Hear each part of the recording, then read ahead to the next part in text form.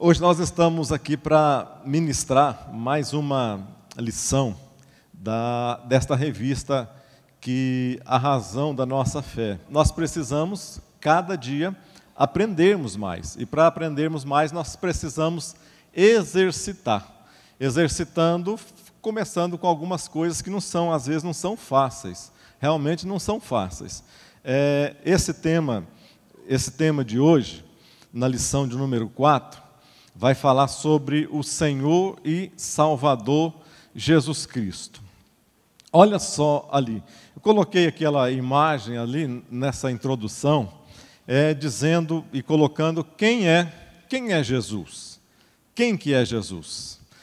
Ali o tema sobre a verdadeira identidade de Jesus de Nazaré é algo palpitante. São milhões de seres humanos que ainda não conhecem o verdadeiro Jesus dos evangelhos.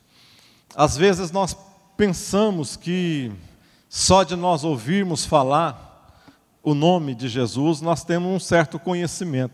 Às vezes não dá aquela impressão que a gente conhece alguém só às vezes de ouvir tanto o nome daquela pessoa. Você não dá uma impressão que você conhece o Lula, assim, bem de perto, né? Fala a verdade.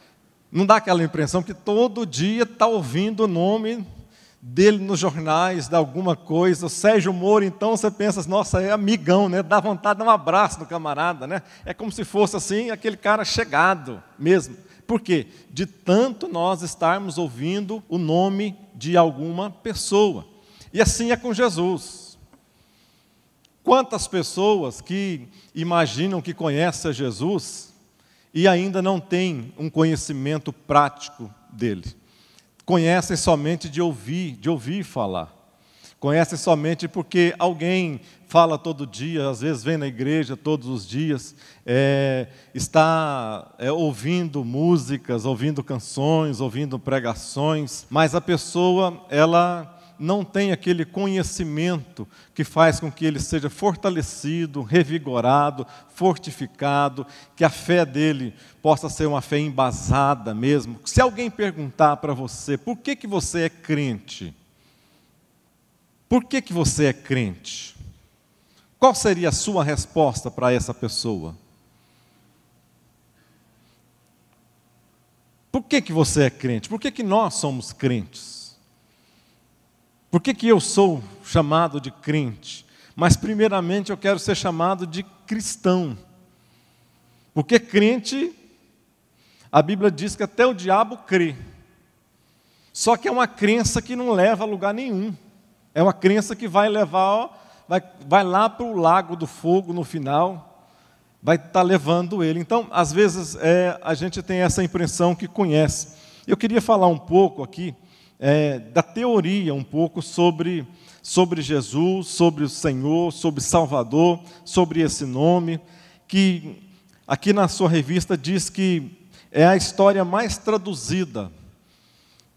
Está traduzida em mais de 2.935 línguas, a palavra de Jesus. Ou seja, eu acho que não tem nada no mundo que é tão conhecido como Jesus. Nada. Os Beatles, uma época, falaram, né, que eles eram mais conhecidos do que Jesus. As pessoas no mundo inteiro conheciam eles mais do que conheciam a Jesus. Vocês viram no que deu, né, os Beatles, né? Então, às vezes, nós não conhecemos a Jesus. Um dia Jesus, depois de acalmar os discípulos morrendo, perecendo, ali no barco, afunda, não afunda, entra água e o negócio, e Jesus vai e acalma a tempestade, e os discípulos, sem entender nada, sem saber de nada, perguntam um para o outro, e começam a dialogar, a conversar um com o outro, dizendo assim, com aquela expectativa, quem é esse homem? Quem é esse homem que até ao mar, às águas e ao vento, ele dá ordem? Quem é? Jesus uma vez perguntou também, mandou fazer, quando ele estava, Jesus gosta sempre de fazer algumas coisas diferentes, de experiências com ele. Ele, depois de pregar algum tempo, pregando para as pessoas, pregando aos discípulos, pregando para onde ele ia, ministrando a palavra dele. Aí um dia ele chega para os discípulos e diz assim: eu gostaria que vocês saíssem aí pelas cidades, pelos valados, aí, pelas vilas, por todos os lugares onde vocês se encontrarem. Eu gostaria que vocês me trouxessem aqui uma espécie de ibope, né? Jesus estava fazendo ali uma espécie de ibope santo. Ali ele perguntava: olha, eu gostaria que vocês me trouxessem uma resposta só.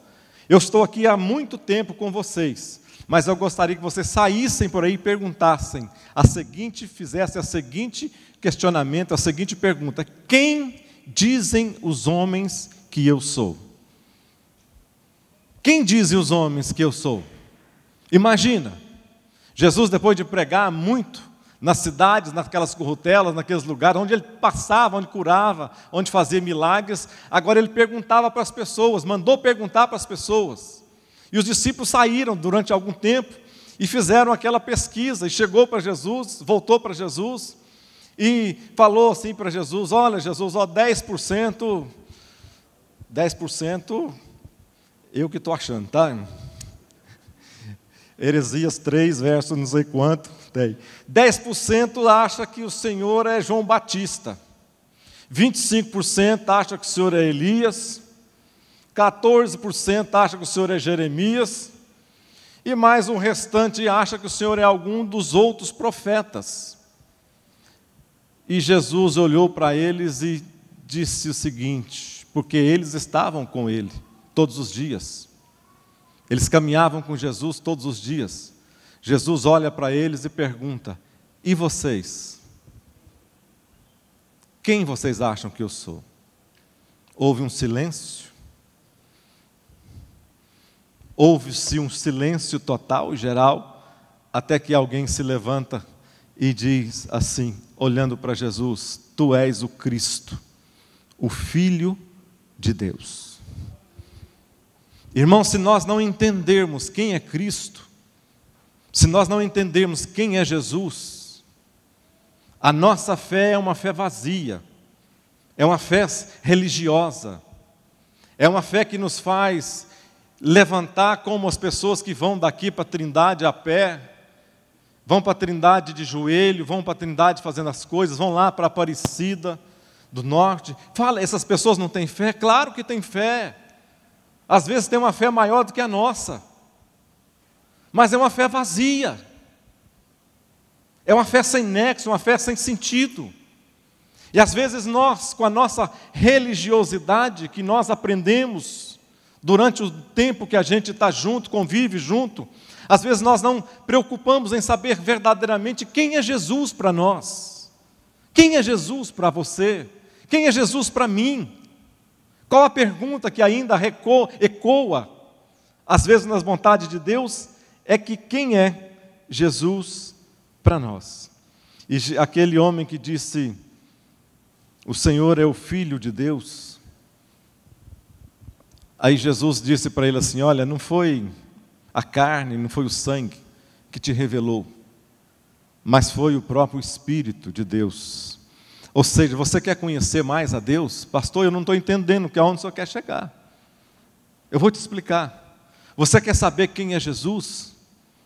Não vai ser simplesmente você lendo, não vai ser simplesmente você lendo livros, não vai ser simplesmente você tá pesquisando, buscando no Google, entendendo, fazendo a sua leitura diária, não. Você vai entender, dessa maneira você vai entender quem é o homem histórico, Jesus. Mas se você quer compreender quem é o Jesus, o Cristo, o Filho de Deus, você tem que ter uma comunhão íntima de tal maneira com o Espírito Santo que Ele mesmo possa revelar para a sua vida e para você. Do contrário, nós não teremos revelação alguma no pessoal, na nossa vida. Quantos estão me entendendo? Diga amém. Nos evangelhos nós temos uma revelação. Em alguns dos evangelhos, nos mostra uma faceta diferente de quem é Jesus, de quem foi Jesus. Mateus foi escrito, por exemplo, Mateus foi escrito para os judeus, mostrava ali um rei. Mateus veio, muda Jesus, transforma Jesus e explica Jesus como um rei. um rei que veio para libertar o povo. Quando nós lemos ali o Evangelho de Marcos, Marcos é diferente. Marcos mostra Jesus, ele explica Jesus, apesar dos milagres, de tantos milagres que tem Marcos, mas ele explica Jesus como servo, aquele que veio para servir. Mateus foi escrito, o Marcos, melhor dizendo, foi escrito para os romanos, homens que entendiam daquelas coisas, buscavam um conhecimento maior. Quando nós vemos Lucas, Lucas não. Lucas é diferente. Lucas foi escrito para os gentios, foi escrito para os gregos, mas ao mesmo tempo para todos os gentios que faziam parte ali daquelas regiões. Lucas era um médico, um homem de um conhecimento denotado, um homem que tinha um conhecimento total das coisas, mas Lucas escreve Jesus e mostra Jesus diferente. Ele mostra Jesus como homem. Se você for ler os evangelhos e ver o evangelho de Lucas, você vai ver que ele tenta mostrar Jesus como homem, mas não um homem comum, mas como um homem perfeito, um homem que desceu do céu através da vida preciosa da vontade de Deus para essa nação. Quando nós lemos o evangelho de João, João é diferente. João não quer mostrar um Jesus milagreiro. João não fala de tantos milagres. João, do que tem nos evangelhos sinóticos, por exemplo, ele só mostra 3 milagres que existem nos evangelhos sinóticos: Mateus, Marcos e Lucas. O que é evangelho sinótico, pastor? Evangelho sinótico é aquele que tem a mesma visão, aquele que mostra a mesma, é como se você colocasse um ao lado do outro e você vai notar que eles se parecem um com o outro, têm a mesma abordagem. É como se você olhasse para os 3 e visse um deles. Agora, em João, não. João é diferente. João quer mostrar a Jesus como, não como rei, não como servo, não como homem. O João está mostrando um Jesus que ele é o Filho de Deus. É diferente a abordagem. Ele quer mostrar Jesus com o homem que veio do céu. Então, quando a gente lê João, você não vai ver isso em lugar nenhum, não vai ver um Jesus milagreiro, não vai ver isso. Por quê? Porque a vontade, se você ler o João, você vai ver que no capítulo 5, no capítulo 8, no capítulo 9, por exemplo, você vai ver que nenhum dos outros evangelhos estica tantas conversas. Ele mostra, às vezes, um capítulo inteiro, com 50 versículos, 45 versículos, com 36 versículos, falando de uma única coisa, mas ele não sintetiza ou não enfoca no milagre, mas ele enfoca naquilo que o próprio Jesus fez, as palavras que Jesus fez e o que Jesus quis dizer para fazer aquele milagre. Então João tem uma visão completamente diferente, e é em João hoje que nós vamos focar um pouco aqui. Muitos querem Jesus como Salvador, mas não o querem como Senhor. Querem a bênção da salvação, mas não o compromisso da submissão. Aceitar Jesus como Senhor exige uma transformação radical. Diga comigo: aceitar Jesus como Senhor exige uma transformação radical. O escritor C.S. Lewis disse que o Filho de Deus veio à Terra para que ele possa transformar o Filho do homem em Filho de Deus. A vontade de Deus é exatamente, ao enviar Jesus a essa terra, foi exatamente isso. Foi dar uma oportunidade à humanidade caída, para que ela possa novamente, sem karmas, sem dores, sem transtornos, ela possa ter novamente uma visão de futuro, uma visão espiritual de futuro. Porque para nós, se cada pessoa não fizer nada na sua vida, não fizer coisa alguma durante a sua vida inteira, ele vai chegar no final da sua vida e ele vai ter que prestar contas com Deus, o que ele fez das oportunidades de conhecer a Cristo, e ele não quis, ele se rebelou contra isso. Cada um de nós, se nós morrermos, se nós batermos as botas hoje, nós vamos ter que prestar contas com Deus. E isso hoje nós não estamos quase falando em igreja. As nossas igrejas hoje, a maioria, 99% das igrejas não se prendem mais. Quantas mensagens que você tem ouvido falar no inferno? Quantas mensagens que você já ouviu falar do inferno nos últimos 2 anos? Quantas mensagens você vê falar sobre coisas importantes? Às vezes ficamos presos e a maioria das coisas, nós nos preocupamos com um Jesus que nos salva, mas um Jesus que nos salva das causas as quais nós queremos e estamos precisando no momento ali na terra.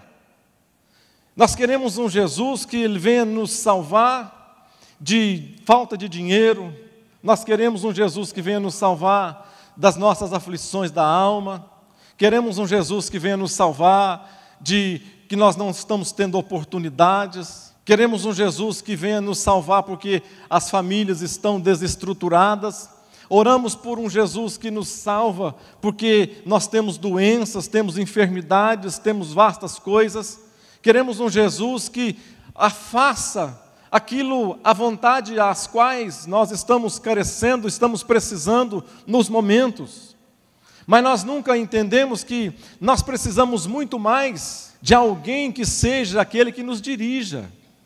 Porque se eu tiver um Jesus que me guia, que me leva pela mão, que me coloca nos lugares corretos, se eu tiver certeza que Jesus está aqui do meu lado, se eu tiver convicção de que eu sirvo a um Deus que é vivo, que Ele não está morto, mas que Ele habita em mim hoje, se eu tiver essa convicção, nada do que se passar na minha vida vai fazer com que eu perca a minha fé, vai fazer com que eu esteja buscando outras coisas. Se nós tivéssemos certeza de que Jesus realmente Ele está ao nosso lado, nós não importaríamos. É verdade que às vezes sentiríamos dor, mas não seria prioridade na nossa vida as coisas que se baseiam nesse mundo, as coisas pelas quais o mundo inteiro luta, briga. Nós fazemos às vezes as mesmas coisas que o mundo faz, buscamos as mesmas coisas do que o mundo está buscando. Nós, como igreja que somos, era para sermos sal desta terra, luz desse mundo. Nós não estamos fazendo as coisas pelas quais nós fomos salvos. Nós fomos salvos exatamente para sermos isso, para sermos sal e ser luz. Muitos querem Jesus como Salvador, mas não o querem como Senhor, querem a bênção da salvação, mas não o compromisso. Eu coloquei aqui em Marcos uns elementos que Jesus apresentou para segui-lo. E diz assim, Marcos 8:34, se alguém quiser vir após mim, negue-se a si mesmo, tome a sua cruz e siga-me. Se alguém quiser vir após mim, negue-se a si mesmo, tome a sua cruz e siga-me. Negar a si mesmo, primeira coisa. Mas o que o mundo diz? Não, você tem que fazer isso de maneira alguma, você tem que se realizar, você tem que viver uma vida de maneira que você se torne uma pessoa feliz. O ideal das pessoas hoje é a felicidade. O ideal para você, às vezes, muitos criaram seus filhos, é trazer felicidade para os filhos. Não importa se você dá uma boa educação ou não para os seus filhos, mas se eles forem alguém felizes, isso está no seu âmbito. Isso está naquilo que é conceito seu, que você está sendo uma pessoa vitoriosa. Tome a sua cruz, mas o mundo está dizendo, você não tem que fazer isso, você tem que fugir do sofrimento, faça uma campanha, não tem que tomar cruz, coisa nenhuma, isso foi lá no passado, isso foi lá 30, 40 anos atrás, que existia, esse povo era radical, que existiam essas coisas. Hoje não. Hoje nós podemos fazer campanha, nós podemos jejuar, fazer campanha de 15, 20 dias para nós buscarmos a nossa felicidade, sermos felizes, sermos próximos, sermos abençoados. E Jesus diz: siga-me, tome a sua cruz e siga-me. Me diga uma coisa, às vezes naquilo que o apelo de Jesus às vezes tem sido totalmente distorcido. O que sobra, eu imagino, se a gente tirasse de algumas igrejas campanha de prosperidade, campanha de cura, campanha de milagre. O que sobra?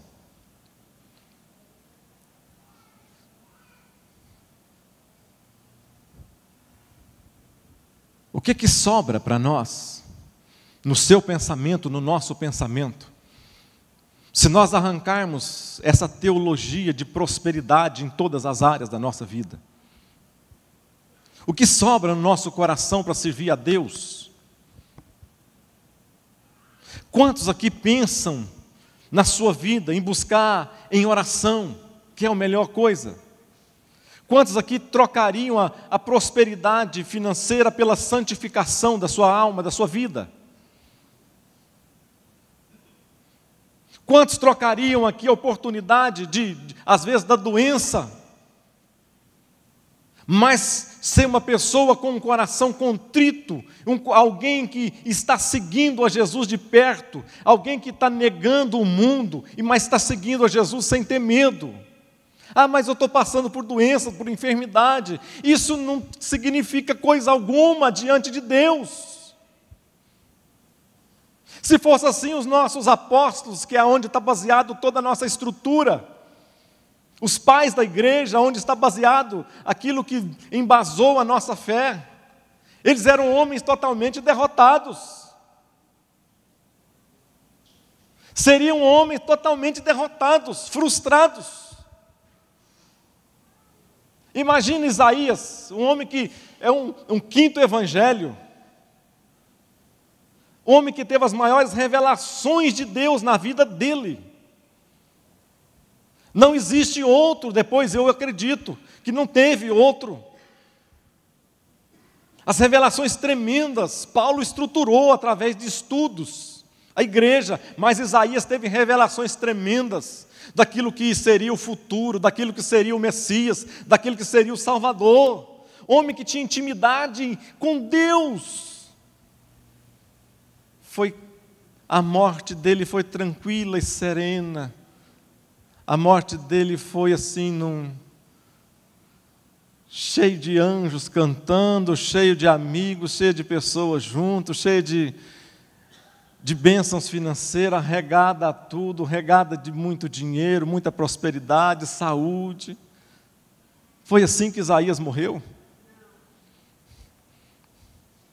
Um homem que tinha comunhão, foi perseguido, morto, cerrado ao meio.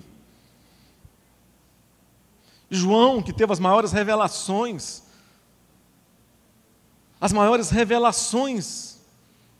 do futuro, do Apocalipse. O homem foi lá abandonado, lá jogaram, a tradição, não tem isso escrito na Bíblia, mas a tradição diz que o imperador ficou odiando tanto aqueles cristãos no nome de João, pela pessoa de João, que todos seguiam a João, que ele quis uma morte cruel para João. A tradição diz que mandaram jogar ele dentro de uma taça de óleo quente, fervendo, ardente. E João não morreu.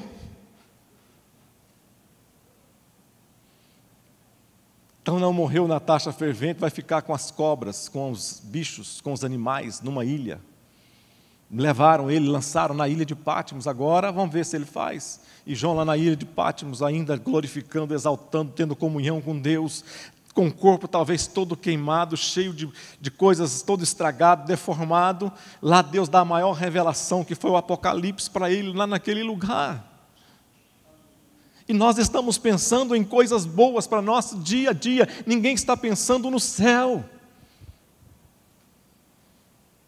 Ninguém pensa, eu quero ir para o céu, tenho saudade do céu. Eu tenho vontade de me encontrar com meu Deus, com meu Salvador.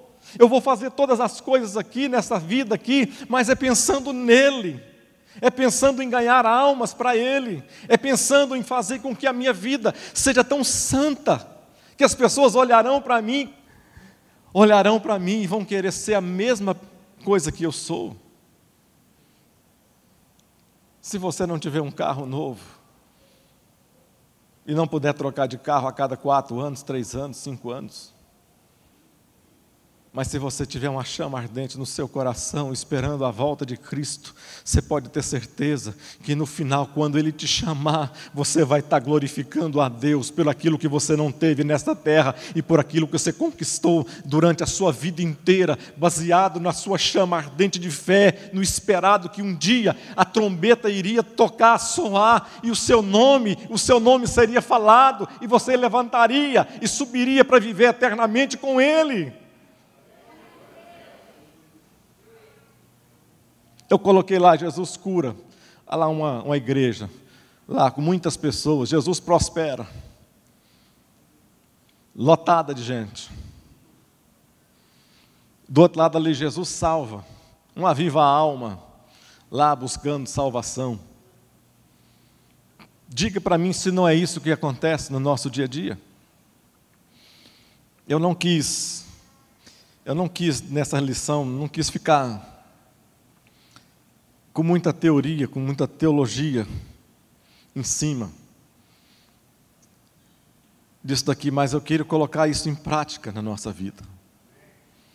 Eu quero transformar essas palavras em coisas práticas.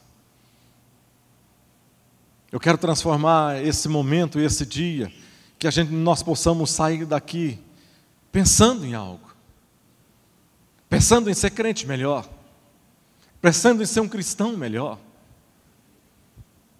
conhecendo melhor o nosso Salvador, o Senhor da nossa vida.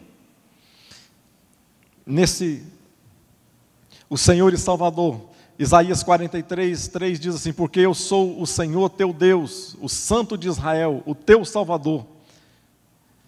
Dei o Egito por teu resgate, a Etiópia e a Seba em teu lugar. No tempo da escravidão, as pessoas entendiam quando falava esse termo, Senhor, porque todo mundo que tinha um Senhor é porque ele era escravo. Todo mundo que tinha um Senhor na sua vida é porque ele era escravo.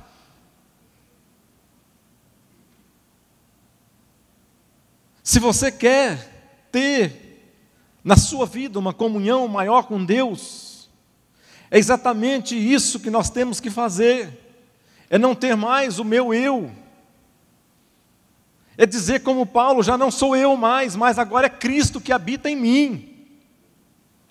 Já não sou eu quem vivo, mas é Cristo quem vive em mim.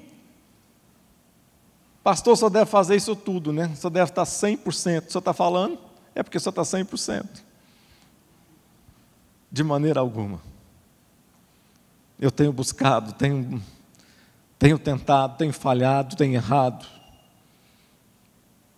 Mas eu não perco a esperança de que dia após dia eu vou melhorando, eu vou criando mais gosto, criando mais uma esperança e a minha fé vai sendo fortalecida. Algum dia, nessa caminhada e nesse trajeto aqui, Deus vai me chamar e eu vou ter certeza de que valeu a pena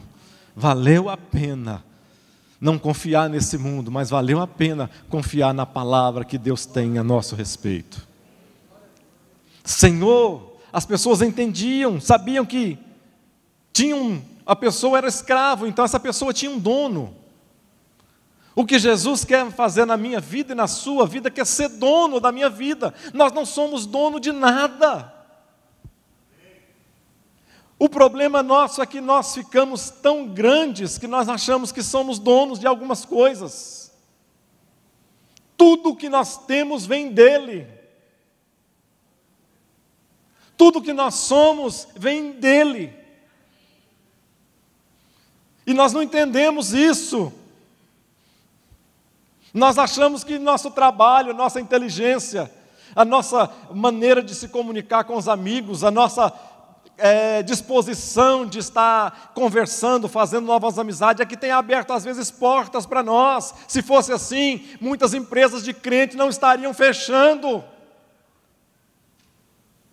Se fosse assim, casamentos dentro da igreja não estariam sendo totalmente sem as funções pelas quais Deus os criou. Crente largando, abandonando, adulterando, prostituindo, da mesma maneira que os lá de fora.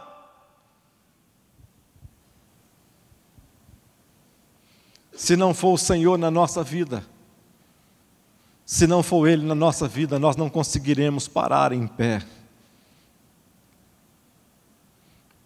Você pode ver ali que Senhor e Salvador, o Senhor sempre vem na frente. Todas as vezes que você encontrar na Bíblia essas duas palavras juntas, você vai ver que o Senhor vai sempre vir na frente. Eu coloquei mais duas aqui, tem muitas.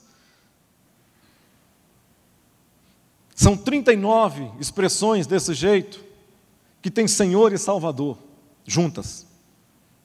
Eu coloquei mais uma aqui, por exemplo, além daquela ali, Isaías 43:11 diz assim: eu sou o Senhor, e fora de mim não há o quê? Salvador. Senhor antes de Salvador. Atos 16:31 diz assim: e eles disseram: crê no Senhor Jesus Cristo e será salvo tu e tua casa. O que isso significa? Significa que se Deus não for Senhor da minha vida, significa que se Cristo não for Senhor da sua vida, de maneira alguma nós teremos condições de sermos salvos. Ele só salva aqueles aos quais Ele é Senhor da vida. Vocês estão me entendendo? A partir do momento que eu sou o próprio Senhor da minha vida, eu não preciso de um Salvador. A partir do momento que eu tenho completas rédeas da minha própria vida em minhas mãos, eu não preciso que ninguém me fale, me dirija, me guie, me fale o que eu preciso fazer, os passos que eu devo dar. Não, eu mesmo posso fazer isso. A Bíblia diz que ele não veio para os sãos, mas ele veio para os doentes. Ele não veio para quem não precisa. Se nós achamos que nós não precisamos de Cristo, que nós não precisamos de conhecê-lo, de maneira que Ele se torne o Senhor da minha vida, que Ele vai dizer para mim assim: não, Carlos, você tem que ir por esse caminho.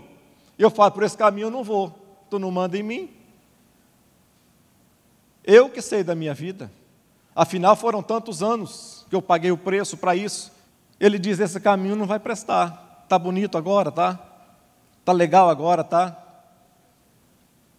Mas o final vai ser caminho de morte. Eu insisto às vezes, a morte não precisa ser morte física. A morte às vezes pior do que a morte física é a morte espiritual. É você ficar dentro de uma igreja morto. Pior do que você estar morto fisicamente, é você estar morto espiritualmente. Pior do que morto espiritualmente, é você estar morto eternamente.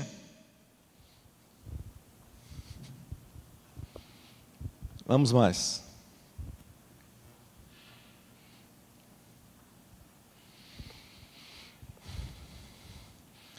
O motivo de João ter escrito o seu evangelho, o motivo que ele escreveu o evangelho. Estes, porém, foram escritos para que creiais que Jesus é o Cristo, o Filho de Deus, e para que, crendo, tenhais vida em seu, o quê? Nome.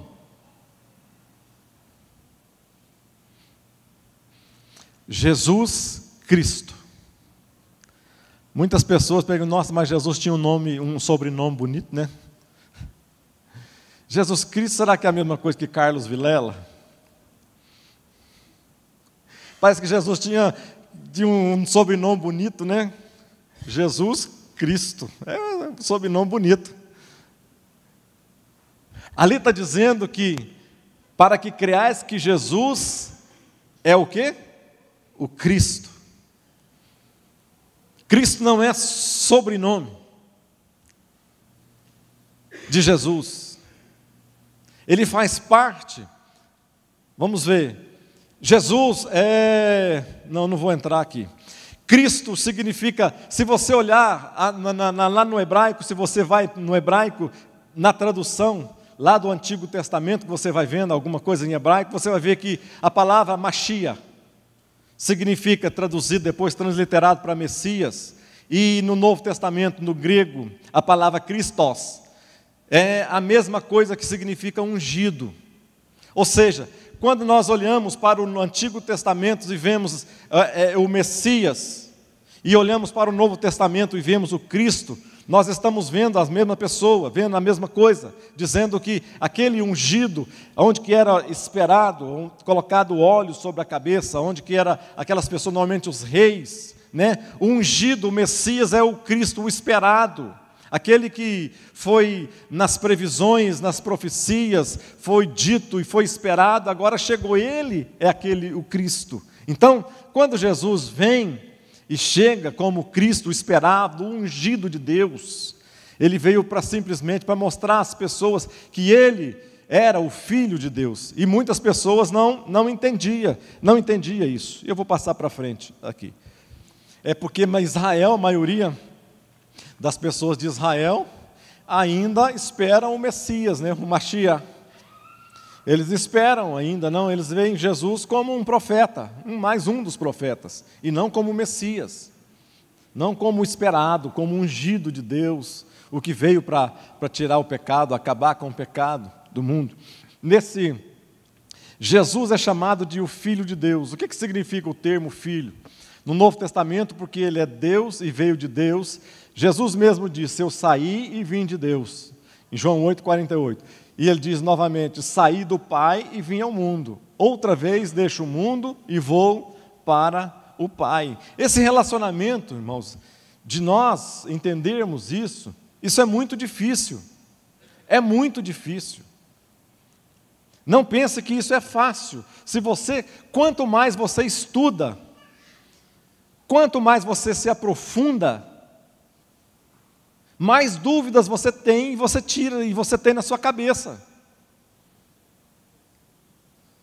Quanto mais você faz isso, por que muitas vezes a igreja mãe, antes da reforma, a igreja romana, de primeiro não aceitava as pessoas lerem a Bíblia. Era proibido, era somente a interpretação de uma pessoa. Por quê? Porque eles não entendiam e não queriam que Deus fosse um Deus pessoal. Que Deus se revela a mim, revela a você, revela a outro. É só eu começar a ler a sua palavra, ele começa a se revelar a mim. Aquele centurião que não entendia, não entendeu, viu Jesus, andou com Jesus, caminhou com Jesus, prendeu Jesus, massacrou Jesus. Ali, ele não entendia isso. Essa igualdade de Deus com Jesus e o Espírito Santo. Aquele homem só vem entender, preste atenção numa coisa. Quando Jesus morre, e que começa vi aqueles terremotos, os mortos começam a levantar, sair dos seus lugares, aonde Jesus foi sepultado ali, onde ele morreu, o centurião fica com os olhos arregalados e ele profere uma palavra tremenda, tremenda. Ele diz assim: verdadeiramente, este homem era Filho de Deus. verdadeiramente esse homem era filho de Deus. Jesus foi morto exatamente por isso, por se dizer que ele era filho de Deus. As pessoas entendiam como blasfêmia. Jesus pega os paralíticos, pegou o paralítico lá descendo na casa, os 4 amigos colocaram o paralítico lá, só para você entender. E Jesus olha para o paralítico e diz assim para ele: os teus pecados estão perdoados. Os camaradas religiosos, ficaram abismados. Rapaz, cala a sua boca, rapaz. Como é que você pode falar um negócio desse? Quem pode perdoar pecado é somente Deus. Eles não estavam entendendo que eles estavam falando exatamente com Deus. Jesus diz: os teus pecados estão perdoados, eles arrazoando no coração. Só pode perdoar pecado Deus. Jesus diz assim: o que é mais fácil? Perdoar pecado ou dizer aos paralíticos que para andar? No coração deles, eles devem ter pensado assim: bom, perdoar pecado é muito mais fácil, porque pecado você não vê. Eu falo que está perdoado seu pecado, a multidão nenhuma vai ver. Ninguém vai ver se o pecado foi ou não foi perdoado. E Jesus perdoa os pecados daquele camarada, ele começa a andar, é curado ali instantaneamente naquele lugar. E a Bíblia diz que aí mais eles tentaram matar a Jesus. Por quê? Porque eles não entendiam que Jesus veio do céu, vai voltar para o céu, Ele é o Salvador por excelência, mas Ele é o Senhor da nossa vida também. Diga amém por isso. Significado de unigênito. Também isso aqui, irmãos, cada coisa que a gente entra, cada detalhe, talvez é um dos temas mais controversos de discussões teológicas que existiram, foi esse tema de unigênito.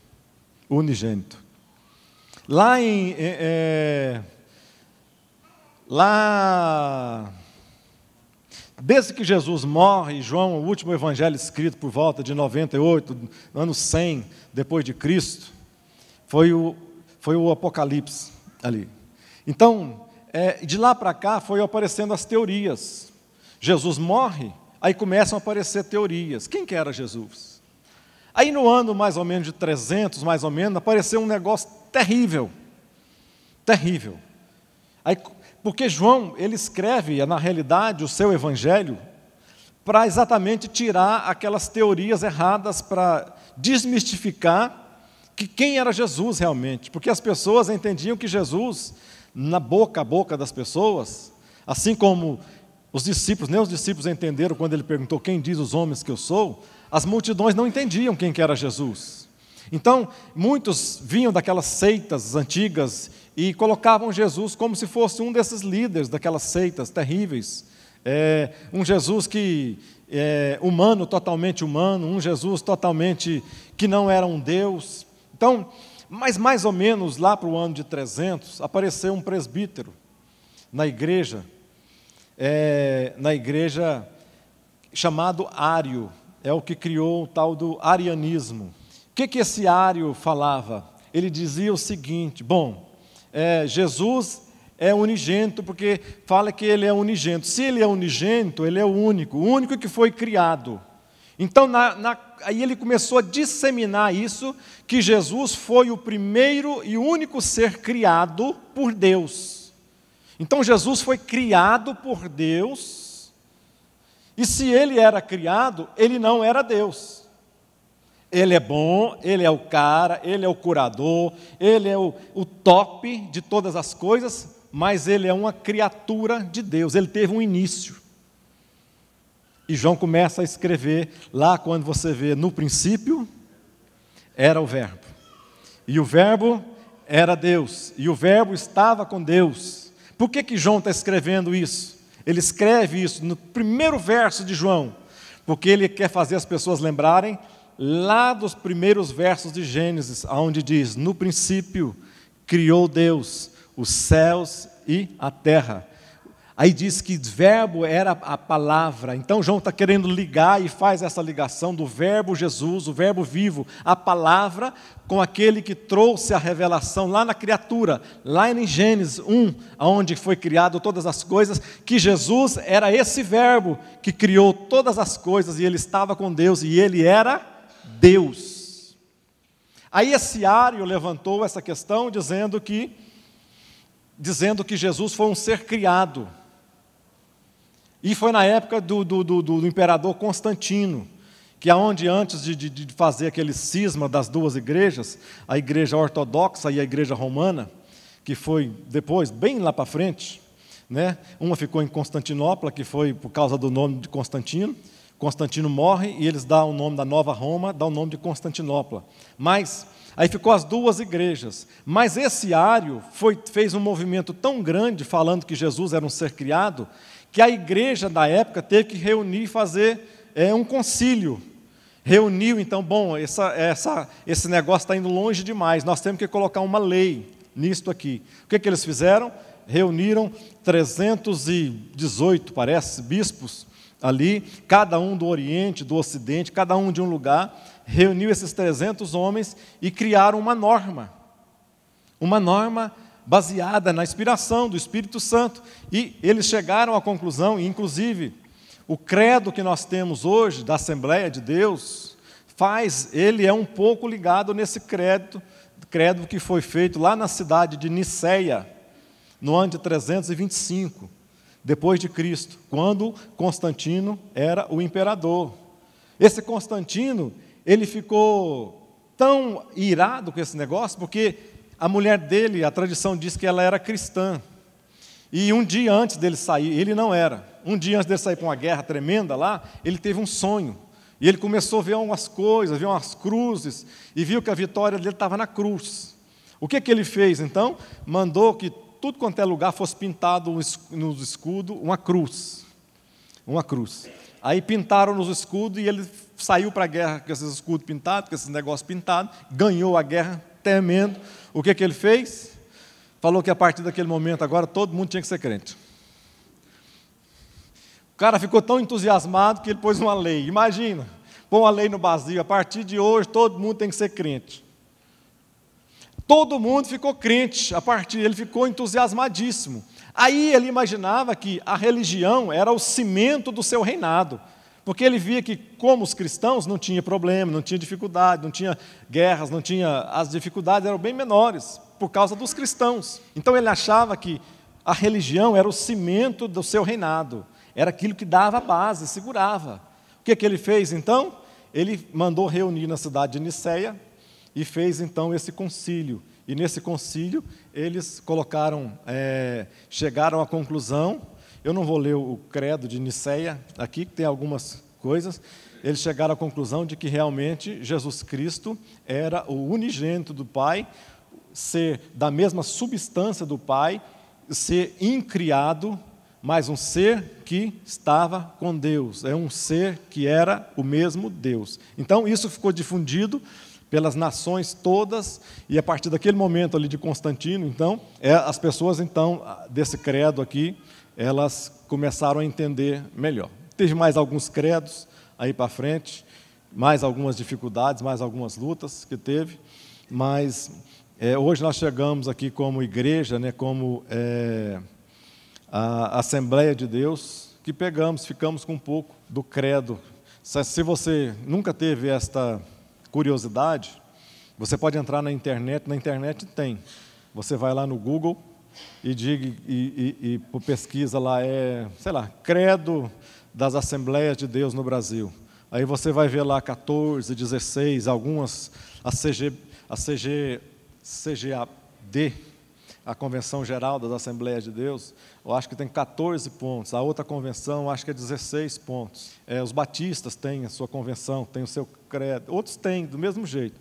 Você vai ver lá, acredito na palavra de Deus como única regra de fé, acredito em Jesus Cristo como único mediador e salvador, acredito que Jesus é o único Filho de Deus, e daí por diante vai esse credo. É aquilo que nós cremos.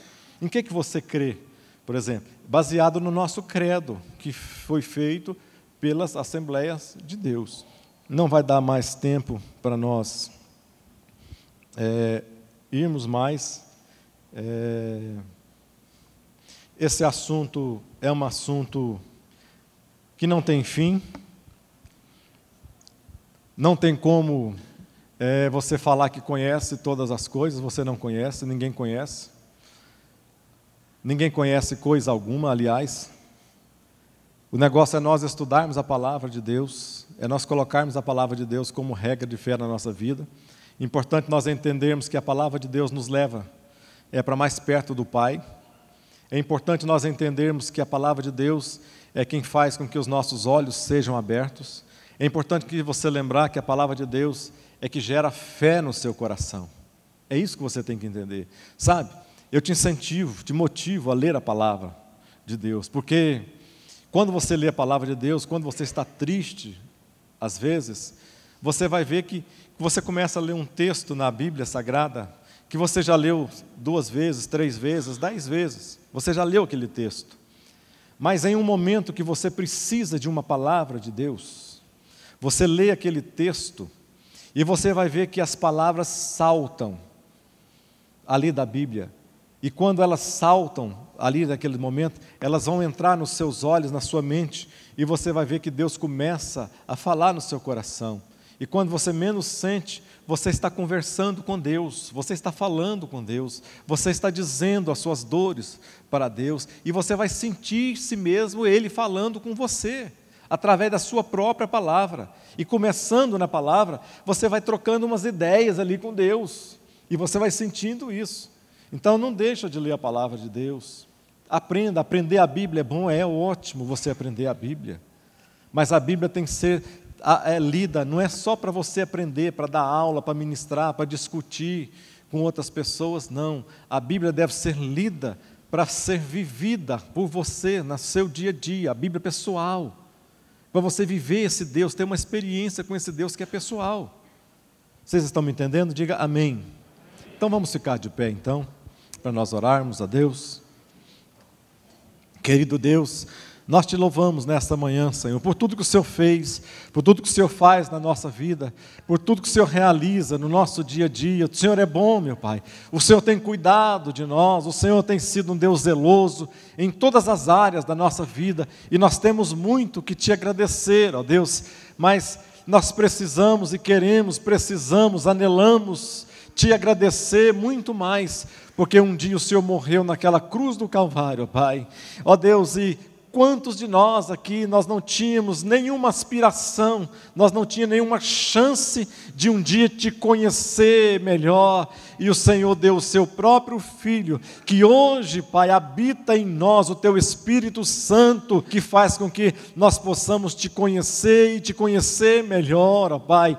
A principal coisa que o Senhor quer é que nós venhamos a te conhecer e a conhecer a Jesus Cristo, que o Senhor um dia mandou e deu a esse mundo para que nós pudéssemos crer e pudéssemos, ó Deus, aceitá-lo como Senhor e Salvador da nossa vida, para que nós, crendo nele, nós pudéssemos ter a vida eterna, ó Pai. E a vida eterna não é viver 50 anos, 80 anos, 100 anos. A vida eterna é desfrutar, meu Deus, de todas as etapas, todas as eras vindouras, ó Pai, que nunca vai se acabar ao teu lado, ó Deus, e nós nos alegramos por isso, porque nós tivemos essa oportunidade e nós queremos te conhecer e te conhecer mais e melhor. Nos ajuda, nos abençoa, ó Deus, em nome de Jesus Cristo.